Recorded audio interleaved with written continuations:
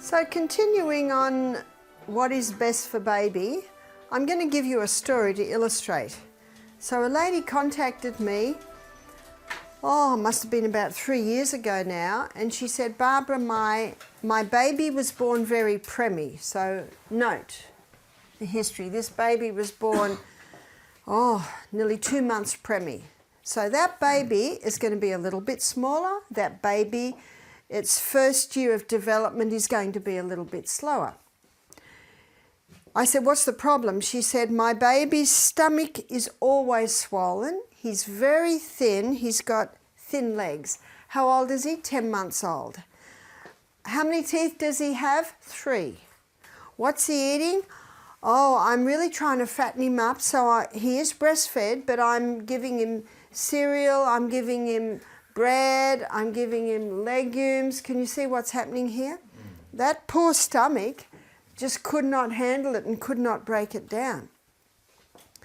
So I told her about the teeth. I told her about how there's no ptyalin, P-T-Y-L-I-N, it's a salivary amylase. And as Julia mentioned, there are very small amounts which are necessary just for the breakdown of the breast milk, but not enough to cope with a slice of bread, not enough to cope with food. And it made sense to her, and she said, well, he's used to eating, and this is something also to assess. If the baby's used to eating, you can't just stop the food. Otherwise, you're going to have terrible trouble every mealtime.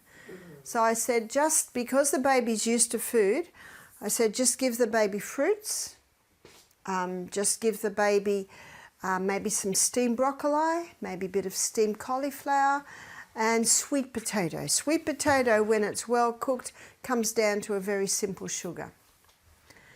She emailed me back a month later. She said, thank you so much. She said, the stomach has gone right down.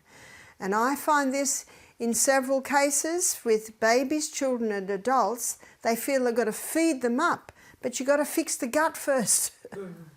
Because if it can't get out of the gut into the tissues, it's really not working.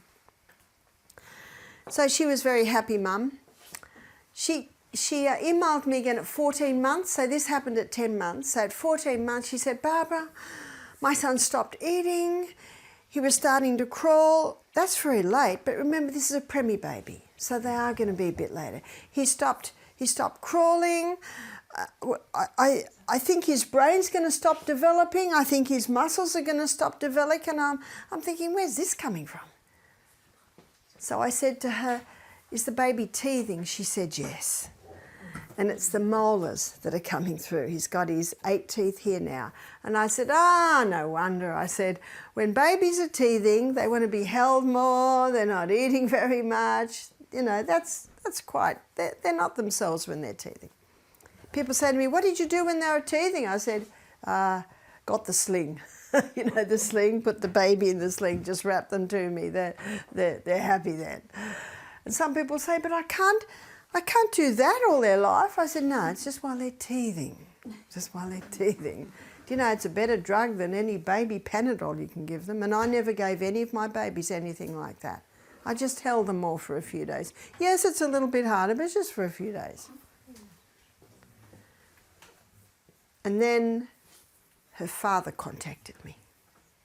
I'm a professor at Loma Linda University. I'm very concerned about my grandson. We believe that his brain is going to stop developing because he's not eating food. My wife's a physiotherapist and she thinks his muscles aren't going to develop. Aha, now we know where this is coming from. So I wrote back to him and I said to him, did you know that it's only the last 100 years babies are being fed food? Do you know what that means? Galileo, Mozart, Einstein, the brilliant geniuses from times past were not fed food as babies. And I said, did you know that there's no enzyme in the mouth to break down the starch? They were wanting her to take the baby to hospital and get blood tests to see what the nutritional levels are. Can you imagine how traumatic that is? The blessing was the baby was breastfed. And when babies are breastfed and they're sick or upset, they usually want to feed a little bit more, and that's really not a problem when they're sick. And so, and he'd actually said to me, I'm writing to you because my daughter listens to you, but I'm appealing to you, you know, the development of this child. So I quoted to him basically the things I just told him. And as a scientist, he would have surely acknowledged all that. I didn't hear anything else.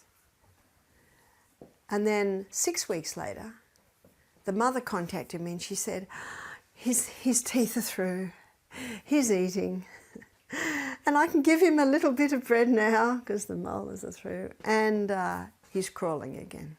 Thank you so much. And then I get an email from her father. Thank you so much. Can I give you something? I said, oh, if you want to, here are my details. $400 I got. and I knew why, you know, and you see what you're dealing with, emotions. Emotions. So it's good to know a little bit of your history, yeah? So how do you start them with the food after 16 months? How do you start the food when you do start the food? Most children, my son James was the exception, most children have already had the little tastes. So you give them a cucumber to suck on, you give them a piece of apple to suck on. But won't they choke? There's a big difference between gagging and choking. Okay? Gagging is when they go, ugh, and then it pops out. And that's an absolutely natural reflex, and it happened nearly every time my little ones ate. Choking's different. Choking's when it gets stuck. Choking more happens in a child that has not learnt to chew. And that's why it's important not to give them slop or mash. I never made baby food, ever. My baby's first foods were bits that they could pick up and chew on. So that's very important. So don't get all upset when they gag, you know, it's a gagging reflex, it just comes right out.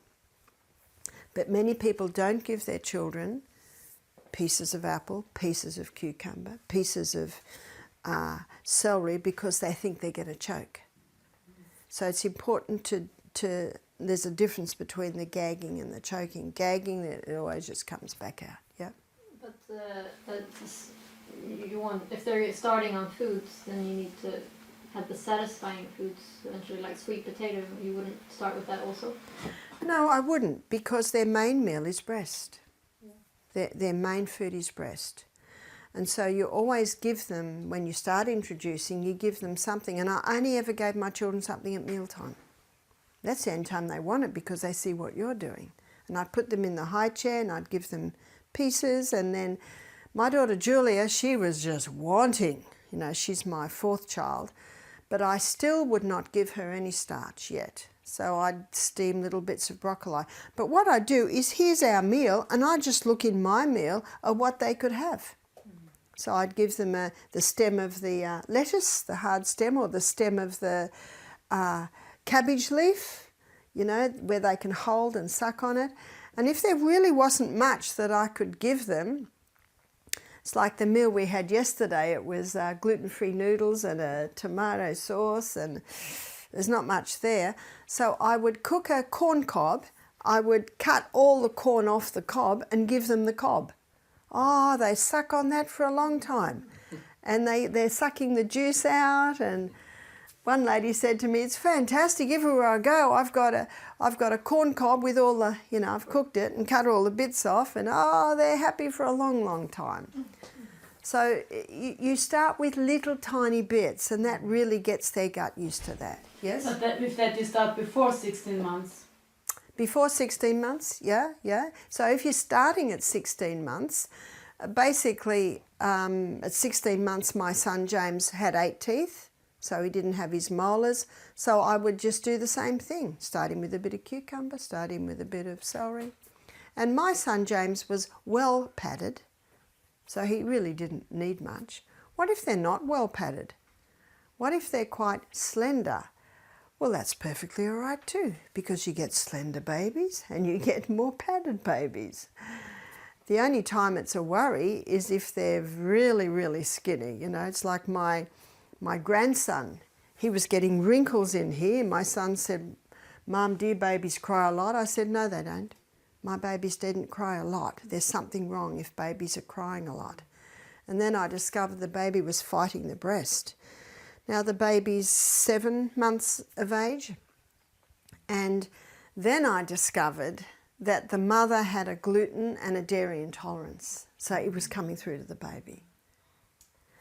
And how do I know that? Because she used to get hay fever all the time.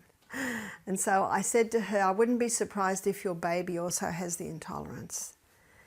So one night my son said he just could not bear the crying any longer. So he went and bought a lactose-free milk. And when he brought it home, the baby just drank as if the baby was starving. And the baby basically was starving.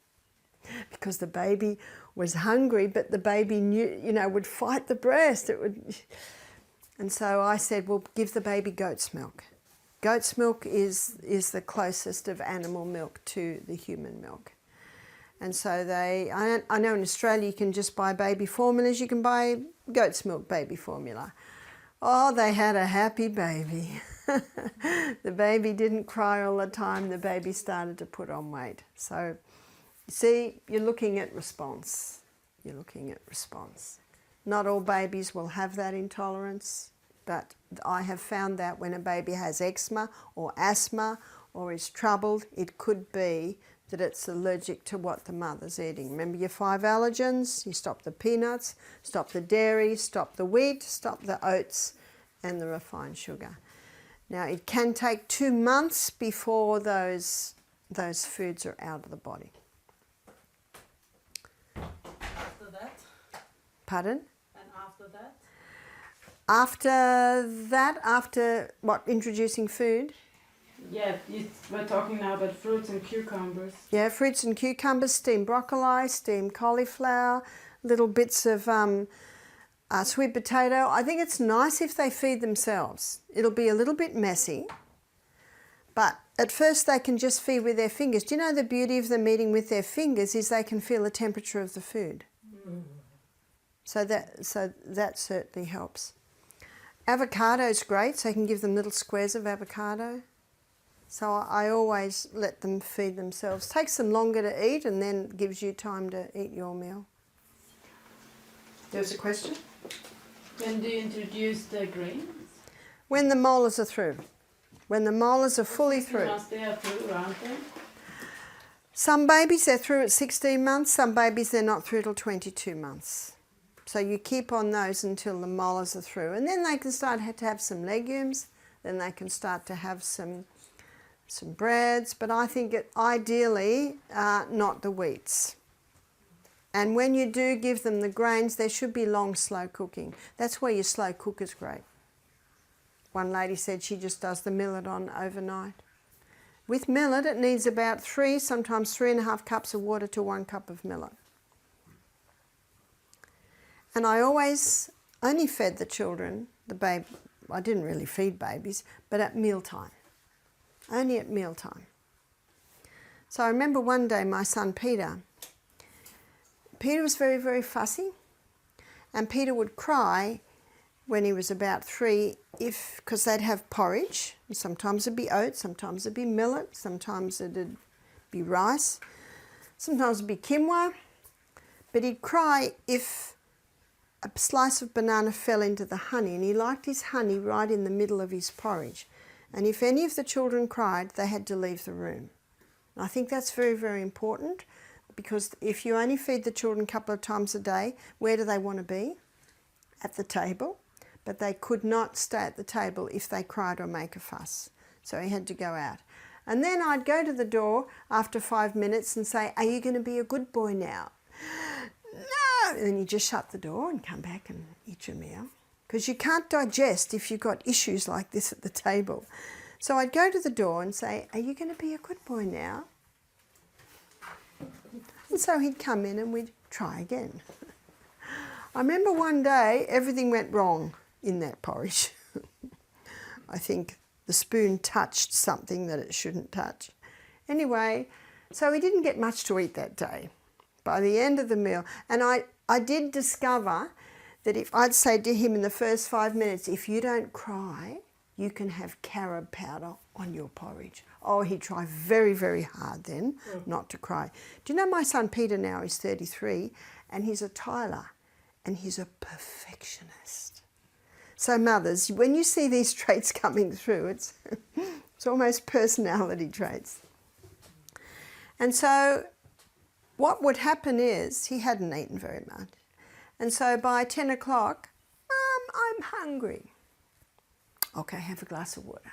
Have a little bit of salt and a glass of water. That keeps him happy for about an hour. So now we're at maybe 11:30. I'm hungry. Well, if you sit very still, you can have half a glass of soy milk or almond milk, or if you happen to have a carrot, celery and apple juice, that.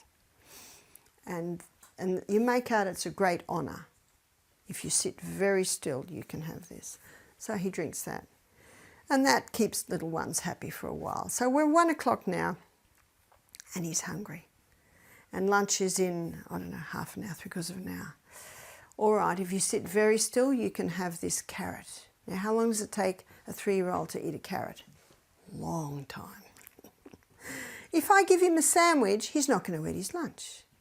Can you see that? And so the next day, and I don't say to him, now if you'd eaten your breakfast, if you hadn't cried all through the breakfast, you would have eaten it. No, they're not stupid. They know. And you lose them when you say the obvious. They're very smart. And the next day, we didn't have near as much fuss at the table because he remembered what happened the day before. So I'd always keep to meal times.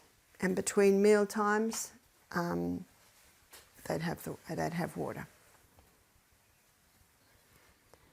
Any more questions on children? Yes? Breastfeeding in regard to the times. Breastfeeding in regard to times. I used to always breastfeed my babies about every 3 hours.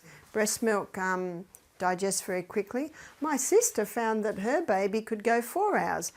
I found that my babies couldn't quite cope with 4 hourly, so I went to 3 hourly. So 3 hourly feeding. Except if they were distressed or a bit upset or had a fever, I might feed them a little bit more. Yes? So till they were 16 months, you were feeding them all 3 hours? Yes. Wow. Yes. And my daughter, just imagine this, twins. She used to, in the car, she had this bottle of water, was about 4 litres with a pipe coming out of it, and while she's driving, she'd drink water. She drank a lot of water. I used to feed my babies till they were about 2.5, and so you see more and more food and less breast. I think James was about 2.5, yes? We have a question concerning the mother. What does a mother eat when she's breastfeeding? What a mother should eat when she's breastfeeding is a very balanced diet, which is high fibre, generous amounts of protein and healthy fats. So basically just a balanced diet. Some women might need a little something at night, and if it's at night, maybe a smoothie, maybe a soup, maybe some crackers and avocado. Crackers are like Zwieback and they digest quite quickly. But it's not a bigger focus on carbs. Not really, no. So you could breastfeed even if you eat non-carbs. Yeah, you could. And remember, on a vegetarian diet, it's impossible to have no carbs because everything has some carbs. The only way you can have no carbs is to have a meat and dairy diet and vegetables but no potatoes. That's really, I think Dr. Atkins' first stage of his diet was something like 20 milligrams of carbs a day. But his diet had different stages, I think about 4 stages. But I say to people, you don't have to go down to 20 carbs a day, and it's really impossible on a vegetarian diet, just as long as they're reduced. So let's continue looking at our acid alkaline foods. So lima beans and lentils and soy are your 3 alkaline legumes. And remember, soy is only a problem if it's been genetically modified or grown with poisons. There are 2 alkaline nuts. One is almond and the other is Brazil. Almonds are called the king of nuts because they are high in iron, they are high in protein, and they are an alkaline nut. Brazil is phenomenally high in selenium. Selenium is an important mineral because your thyroid needs selenium to convert iodine into thyroxine. And mercury fillings have a affinity for selenium. So when someone's got a mouthful of mercury fillings, it's going to take all their selenium. So if someone has thyroid problems, it's important to investigate whether they have whether they have mercury fillings. Yeah? There are a lot of different amounts out there in the web where they say how many Brazil nuts we should take. There are between 2 and 3 and 5. Yeah. Well, let's just grab the 5. 5 Brazil nuts a day. That's a nice amount.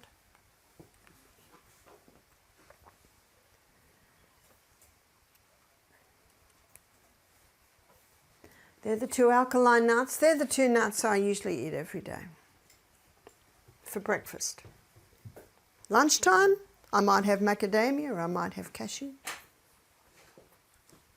It's a nice dessert, is a small handful of nuts. Nuts are expensive, they're very concentrated, you don't need much. Most people don't have nuts for a month and then they eat a whole bag. Isn't that true? All your seeds sit on the alkaline side. So the most acid-forming substance that can be taken into the human body really is the pure crystallized acid that's extracted from the sugarcane plant. These acid-forming foods are high in the acid minerals, which is phosphorus, chlorine, and sulfur.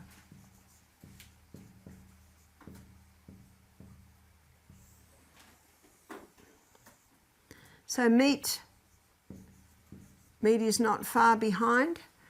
When meat breaks down in the body, only 58% is burnt as fuel. So that leaves 42% waste.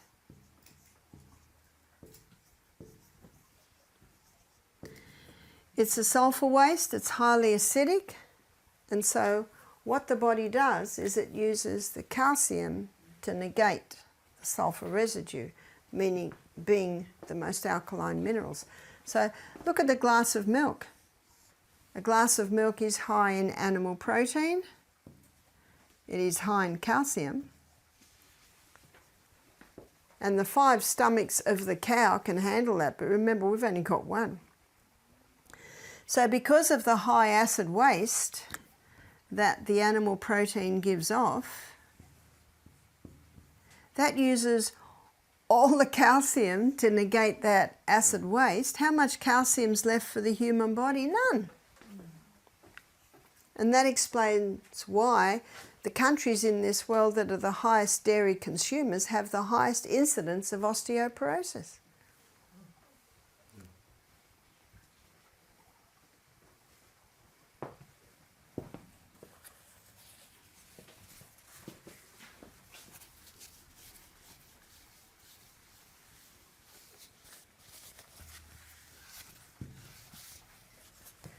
So looking at the most acid-forming foods, that's the most alkaline down to the least alkaline. This is the most acid.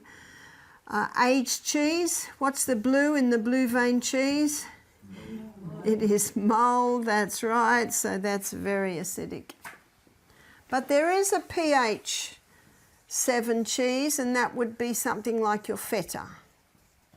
So your fresh cheeses, cottage. But of course the problem with these is the cows they come from, ricotta. But they don't have the mold factor. So if you've got guests that want to eat cheese and are going to eat cheese, or they've got a family, say, well, go for your fresh, but ideally go for maybe organic cow, or you can get goat or goat or sheep. I don't have much. They're not attractive to me, but these are options that you can give guests. Caffeine. All your caffeine foods and drinks are acid forming. Alcohol's not a food, but it certainly creates an acid environment, as does tobacco. As do drugs. Remember, drugs are chemicals and have an acid effect. So all your other grains, other than millet, buckwheat, quinoa, amaranth, spelt and kamut. All your other legumes, other than lima, lentil and soy. All your other nuts, other than almond and Brazil, have an acid effect. But it's all about balance. So to maintain this 6.5 environment, we need to be taking into our bodies about 70 to 80% alkaline. So that's a 20 to 30% acid. So that 20 to 30% acid ideally should come from this section here. So it's not that rice is bad, or oats are bad, or chickpeas are bad, or macadamia nuts are bad. No. You need a little acid. It's all about the balance. But what we find in Australia, about 90% of Australians are having an acid diet, and 10% alkaline. No wonder disease is out of control.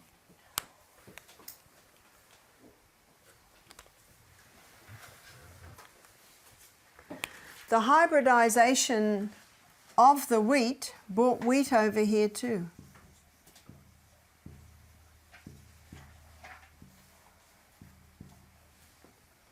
It not only changed the starch structure, it also changed the gluten and the protein structure, and it also changed the mineral balance structure. So when we take our minds back to the carbohydrate list that I drew the other day, how many of those are from the acid side? They're all from the acid side, except for potatoes.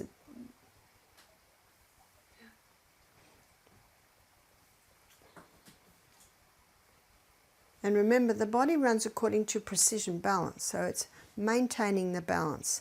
So the easiest way to alkalize the diet is to start exploring other grains,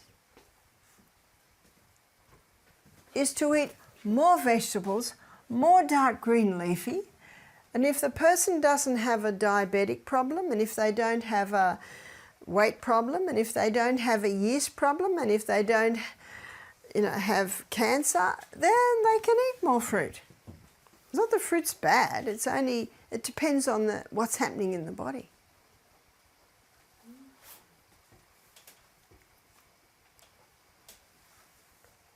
So again, it's all about balance. And a breaking of these laws creates the acid condition. So keeping of these laws, maintaining a more alkaline diet, gives the body the conditions that it can function very, very well and prevent disease. And if there is disease there, it can go far to beginning to turn it around. I'm surprised at how many people adhere to this when they leave our retreat.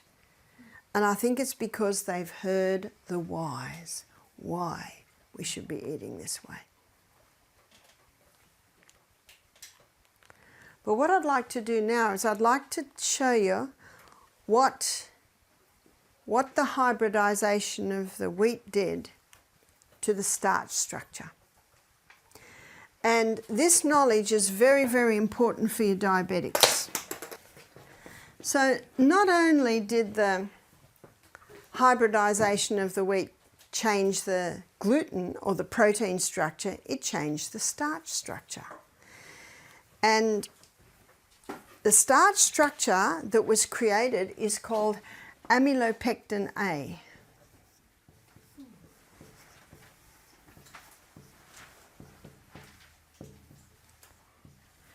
Now, amylopectin A gets the blood sugar level up very high, very fast, and then you've got a corresponding drop.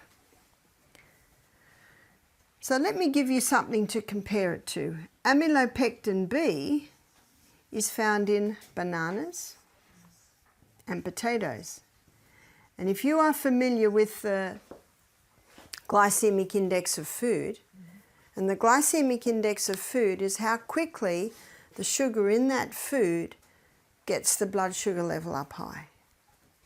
So that's your bananas and your potatoes. Amylopectin C is found in legumes. So it's another amylopectin there. Legumes. So this is B, gets it up relatively high, relatively fast, but not as high and not as fast. So not as low. So there's your A and there's your B. Well, what about the legumes? Legumes gives a lovely, steady, consistent rise, nice, steady, consistent drop. What does every cell in our body want? That nice, steady, consistent. There's your legumes. So excellent food for people with diabetes. Excellent food for people who have a yeast problem. Excellent food for people who are conquering diabetes. Excellent food for people who are conquering cancer. Is the legumes. But a lot of people have been turned off legumes because they've been told they've got lectins. Or they might say, but they cause me wind. It's usually if they're not cooked soft enough, if they're not rinsed enough, not pressure cooked. Cooked's not a word, is it? Cooked. So when I married Michael, he could handle red lentils, lima beans and kidney beans. Could not handle brown lentils, could not handle chickpeas. So what I did was if I cooked them, I'd just give him a teaspoon. Just a teaspoon. And then he wouldn't react. And a few days later, 2 teaspoons. And now he can eat everything. Yes? What is better, slow cooker or pressure cooker? The pressure cooker is the best, but the slow cooker is pretty good. As long as you do the rinsing.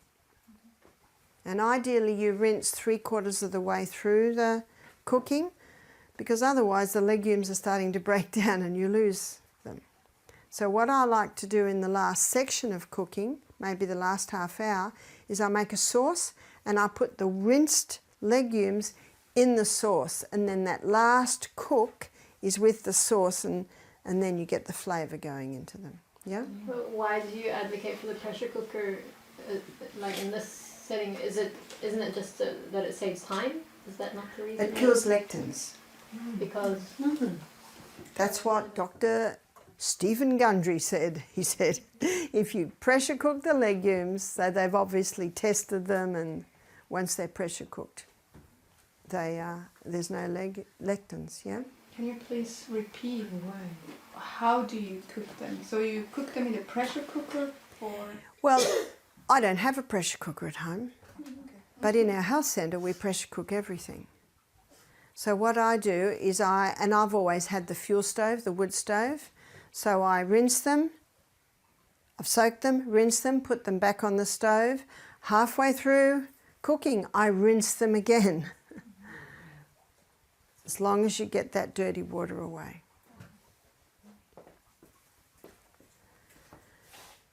So let's have a look at glycemic index in relation to amylopectin, the amylopectin A. So your glycemic index is how quickly the glucose is released from the food and into the blood.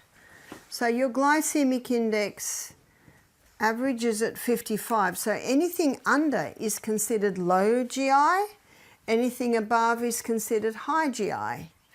So let's have a look at cherries. Cherries sit at 26. Grapefruit. Grapefruit sits at 25. Those lovely little blueberries we had this morning straight from the forest, they're sitting about the same as cherries. So these are good fruits for the diabetic. They're good fruits for the person that's conquering yeast. They're good fruits as the cancer person goes into, you know, the second stage of their diet. So looking at what's high, so let's have a look at sugar. Sugar sits, I think it's about 59. So your white wheat. So when I say white wheat, I'm talking about white bread, white pasta. It sits at 69. So it's higher than sugar. It's because of the amylopectin A. What about wholemeal? 72. How could that be? How could the wholemeal get the blood sugar level up higher than the white? Because it's not refined, it's got more amylopectin A in it. And it's the amylopectin A that causes that blood glucose high. And I had a lady do our program and she started to cry. It was in the lecture. I said, "Why are you crying?" She said, "I'm a diabetic." She said, "I was diagnosed 2 years ago." She said, "I do everything they tell me. I have wholemeal bread, wholemeal pasta, wholemeal everything." And she said, "And every 6 months I go back to the doctor and he puts me on more insulin." She said, "The lady down the road, she has lollies and cakes and biscuits and donuts. I don't do that," she said. She said, "You've just solved the puzzle." What's the definition of insanity? To do what you've always done and expect different results. She said, "Why don't nutritionists know what you're telling us?" Well, in Australia, they grow a lot of wheat. So they're not going to speak against wheat because they grow so much. And unfortunately, vested interests has their finger everywhere. Now, if you want to explore this a little bit more, there's a book called Wheat Belly. It's a bestseller by Dr. William Davis.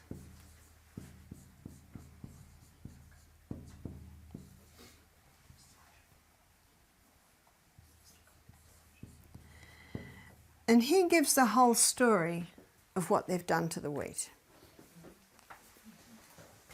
Yes? What about brown sugar? This is white sugar, I believe. Yes, yes. Well, it appears that brown sugar and raw sugar are coloured white sugar.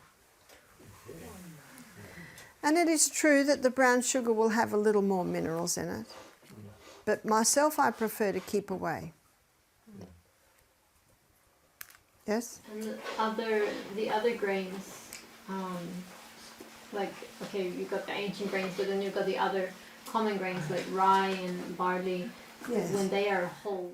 Yes, they have not been played with. They have not gone through the intensive crossbreeding. But the amylopectin A, is that present? The amylopectin A was created in the hybridization process.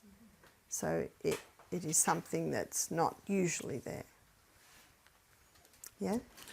Where would the original species of grain, like kamut and einkorn, where would they be on the scale? They don't have the amylopectin A in them. No. So they're sitting more down at, they're probably halfway between amylopectin C and B. On the scale Oh, well, I haven't memorised everything on the glycemic index. You'd have to look at that.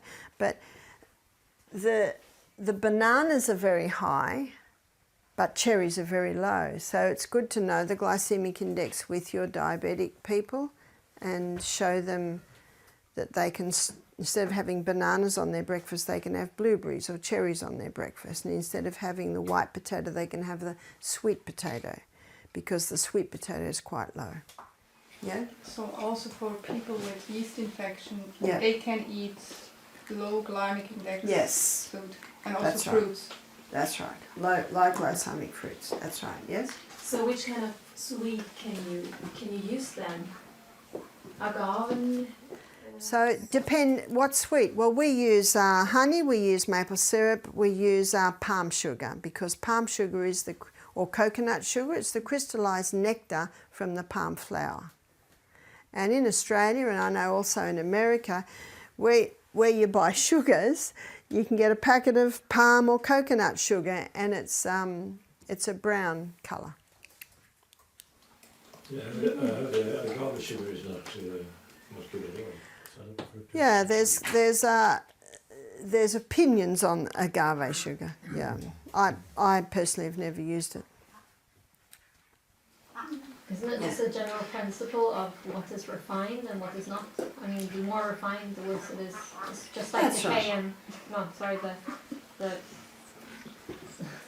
sugar, the white sugars are fine from the plant, and if you have the whole Yes. plant, it's like Yeah.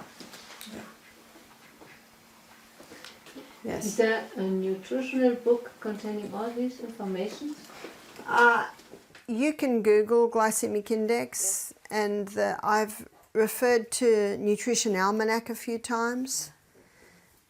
That is revived. I think they do a revived Nutrition Almanac about every, 8-10 years. But a friend of mine lent me his Nutrition Almanac from 1976, but there's really not much difference. Yeah? So in this case, date syrup, what we here can buy.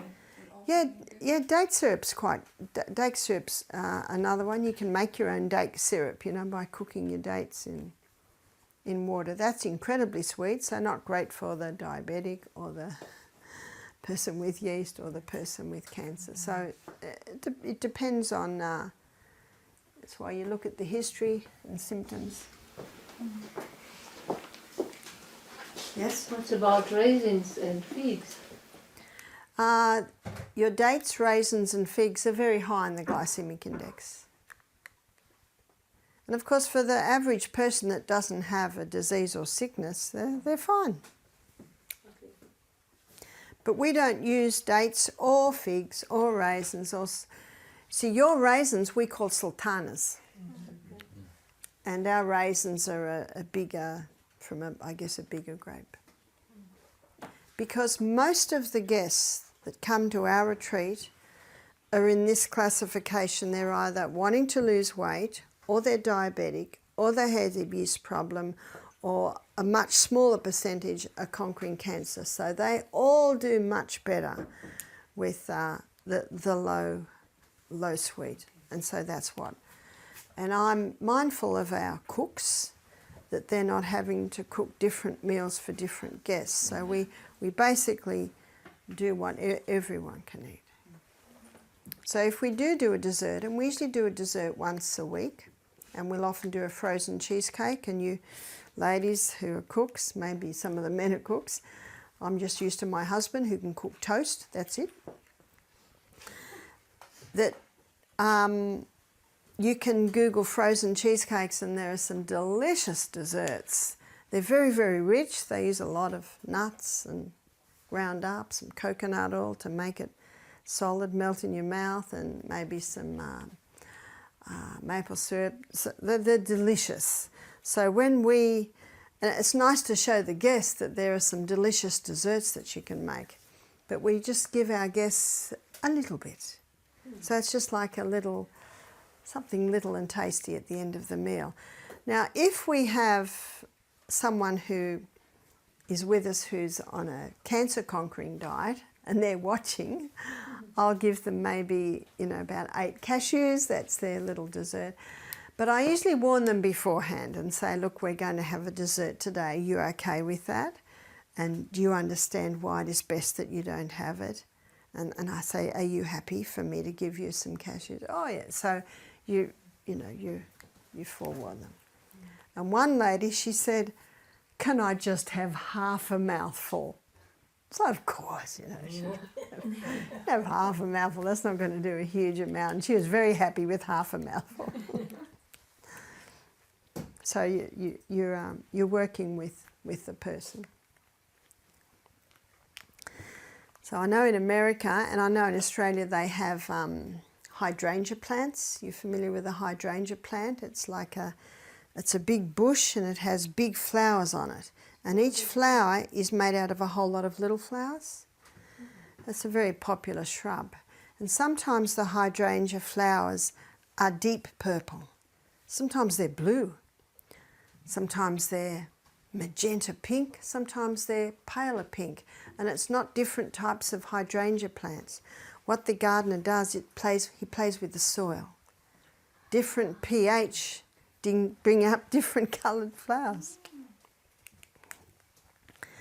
So just as the gardener plays with the pH of the soil to bring up different colours, you and your guests can play with the pH of your cell, to produce different responses in the body. Yeah?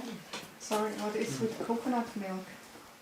Your coconut meat sits about here, sits about there. And you've got 2 different types of coconut milk. You've got the immature coconut, and the immature coconut is the green coconut, and the lining is like a thin white jelly, and all the nutrients are in the fluid. And traditionally in Fiji, if a mother could not feed her baby, she would give her baby the coconut water. Can you buy coconut water here?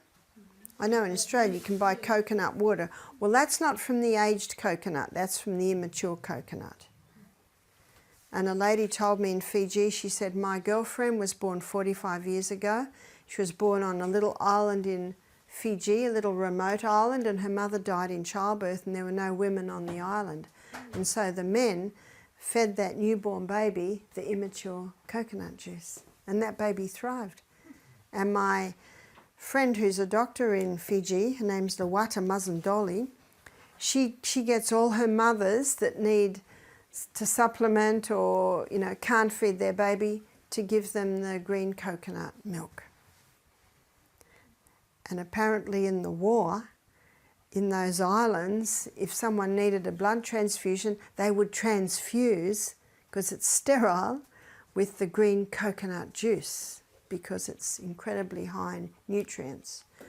So we have a big difference between the aged coconut. So the aged coconut, the shell is brown like wood, and when you open it, there's a thick, hard white lining.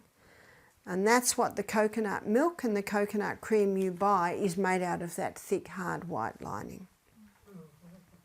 So when I used to go to Fiji, they would make their own coconut milk and coconut cream by opening it and grating it and putting it with water and squeezing it, and what comes out of this white milk. And then that fibre they just throw to the pigs or the chooks as food, because everything's in that milk now. So the coconut milk, so you've got coconut water from the green coconut, and you've got coconut milk and coconut cream. Coconut milk really is just coconut cream with a bit of extra water in it. And that makes a very nice additive to curries. Some people like to put it on their breakfast instead of soy milk or an almond milk. Yes? What does the coconut water have? Nutrients. I have drunk it a number of times.